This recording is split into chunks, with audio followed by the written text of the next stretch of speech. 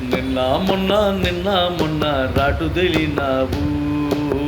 తెలినావు రేపు రేపు ఎల్లుండి ఏమైపోతావు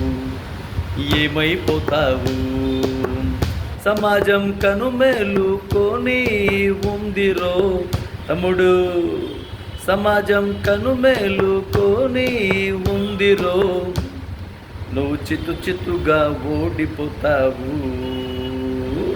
నిన్న మొన్న రాటు తెలిపోయావు రేపు ఎల్లుండి ఏమైపోతావు. తగ్గించు నీ ఆలోచన మార్పు చేర్పు చేసుకుంటూ బతుకు, జనజీవన స్రవంతిలో వెలుగు.